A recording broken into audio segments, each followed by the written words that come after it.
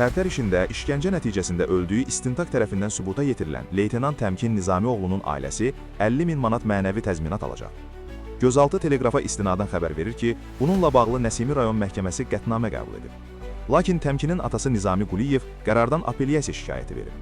O, vurulmuş maddi ziyanın əvəzinin ödənilməsinə görə 509,654 manat, mənəvi zərərə görə isə 10 milyon manat Maliyyə Nazirliyi vasitəsilə dövlət büdcəsindən tutularaq ona ödənilməsi barədə qətnamə qəbul edilməsini xahiş edib. Nizami Quliyevin apellyasiya şikayəti təmin edilməyib. Qeyd edək ki, Leytenant Təmkin Nizamioğlu Tərtərdə en saylı hərbi hissədə xidmət edib, aprel döyüşlərinin iştirakçısı olub. Təmkinin işgəncəyə məruz qalmasına gəlincə, bu onun təlimdə olduğu baş verib. Belə ki, zabit təlimdən çağırılacaq Şırxarıq qəsəbəsinə gətirilib və burada ona işgəncə edilib. 2017-ci ilin mayın 15-də isə ailəsinə Təmkinin öldüyü, cənazəsinin Ordubada göndərildiyi deyilib. Təmkinin nəşi atasının iştirakı olmadan Ordubadın Darkənd kəndində torpağa tapşırılıb. Dəfn prosesində tabutun açılmasına icazə verilməyib, onun ürək çatışmazlığından vəfat etdiyi qeyd olunub.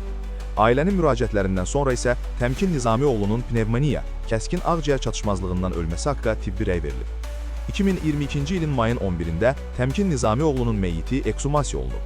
Dövlət qurumlarının iştirakı ilə məzar açılan zaman bədənin müxtəlif nahiyələrində sınıqlar aşkarlanıb. Onun küt alətlə döyüldüyü müəyyənləşdirilib. Cinayət işinin nəticəsi ilə sonradan müəyyən edilib ki, Təmkin Nizamioğlunun günahı olmayıb, o vətənə xəyanət etməyib. Gündəlik hadisələrdən xəbərdar olmaq üçün bizi izləyin.